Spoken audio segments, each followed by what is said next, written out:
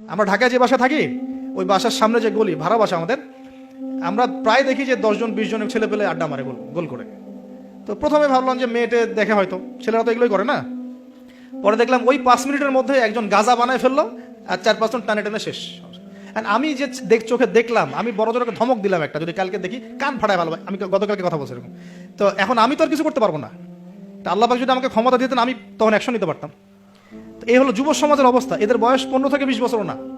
15 থেকে 20 বছরের যুব সমাজের অবস্থা আজকে ভয়াবহ। প্রশাসনের ভাইরা আছে, জিজ্ঞেস করে দেখেন কিশোর গ্যাংয়ের কি অবস্থা, টিকটক প্রজন্মের কি অবস্থা। এরা এমন কোনো পাপ নাই করতে বাকি রাখতেছে না। এরা কিশোরদের অবস্থা। আমাদের বাচ্চাদের অবস্থা দেখেন, স্কুল কলেজে তারা পড়ছে, ছোট ছোট বাচ্চারা সব তো ডিভাইস এডিক্টেড, ডিভাইস সারাদিন ডিভাইস নেই। ওর তো মাথার মধ্যে, ওর মাথার যে মানে এনার্জিটা, যে সেলগুলো ডেভেলপই হতে দেয়নি আমরা।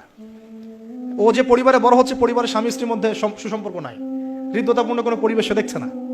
হ্যাঁ, ওর খাওয়ার ঠিক নাই, ও মানে শারীরিক কসরত নাই। হ্যাঁ, খালি একটা সার্টিফিকেটকে আমরা সব মনে করছি।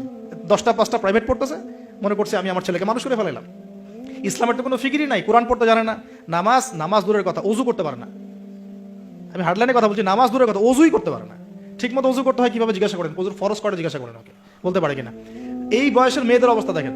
এই বয়সের মেয়েগুলো যারা ঘুরে বেড়ায়, তারা মনে করে ওয়ার্ল্ডে এরা ছাড়া কেউই নাই, দুনিয়াটাই ওদের। হ্যাঁ, চুল ঠিক করতে হলেও করবে, না করতে হলেও করবে। ওর কাজই একটা, চুল ঠিক করা। সারাদিন চুল ঠিক করতে থাকবে। হ্যাঁ, মানে বাসায় যত মেকআপ সব একদিনে মেখে বের হয়ে যাবে। মানে মানুষকে দেখাতে হবে, আমাকে মানুষ দেখুক, সুন্দর বলুক। এদেরকে টার্গেট করেছে কিছু বাণিজ্যিক লোকজন। ওরা শিখিয়েছে এদেরকে, তুমি সুন্দর না, তোমাকে সুন্দর হতে হবে। ব্যাস, স্নো পাউডার শুরু হলো। তারপর থেকে ওকে আগে বুঝাইছে, মাথার মধ্যে ঢুকাইছে তুমি সুন্দর না, তোমাকে আরো সুন্দর হতে হবে। ব্যাস, তারপরে যে এই ক্রিম সেই ক্রিম ব্যবসা শুরু হয়ে গেল, এই পার্লার সেই পার্লার। মানে এই মেয়েগুলার, আপনি বিশ্বাস করেন, এই টিকটক প্রজন্মের কথা বলছি, কিশোর গ্যাংয়ের কথা বলছি, ছেলেরা যতটা না বদ, এই মেয়েদের একটা বড় অংশ তার চেয়ে অনেক বেশি বদ, অনেক বেশি। তারা চায়, কিছু কিছু মেয়ে চায় যে তাকে যেন টিস করা হয়। কিছু কিছু মেয়ে চায় যে সে ছেলের পিছনে বাইকে করে ঘুরবে। এখন রাতের বেলা বা অন্য কোনো সময় যদি এই ছেলে 4-5টা মিলে এখন এই মেয়েটাকে রেপ করে ফেলায়, এখানে কি সম্পূর্ণ দোষ শুধুমাত্র ছেলেটারই?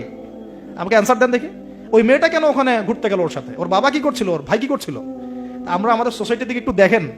আমরা অনেক ছোট জায়গায় চিন্তা করতেছি। এই যে আপনি হাত বাঁধা নিয়ে পড়ে আছেন না, পায়ে পা নিয়ে পড়ে আছেন, আর আপনি বলছেন আমারটা সই, ওরটা ও খারিজি হয়ে গেছে, ও ভণ্ড হয়ে গেছে, ওই হয়েছে। এগুলা খুবই কনজাস্টেড চিন্তা। আপনার চিন্তাটা অনেক ছোট লেভেলের। আপনি যখন ওয়ার্ল্ডকে চিনতে শিখবেন, অর্থনীতি বুঝতে শিখবেন, ওয়ার্ল্ডের ফেতনাগুলো রিকগনাইজ করতে শিখবেন, আপনি নিজেকে লজ্জা পাবেন যে আমি কি বলে আসছিলাম এতদিন। আর আমরা তো জানি, আমরা ওই লাইন কিন্তু ঘেটে আসছি। আপনি কোন জায়গায় চিন্তা করছেন, কোন জায়গায় আপনার চিন্তা থেমে যাবে, ওটা আমি জানি। ওর পর থেকে আমি আপনাকে চিন্তা করতে বলতে পারবো। ঠিক আছে, অনেক ডিপে আছে। পুরো ওয়ার্ল্ড নিয়ে ভাবেন। দেখেন আমাদের সোসাইটিগুলোর দিকে তাকান, আমাদের ইয়াং জেনারেশনকে দেখেন, আমাদের শিক্ষার দিকে দেখেন না একটু।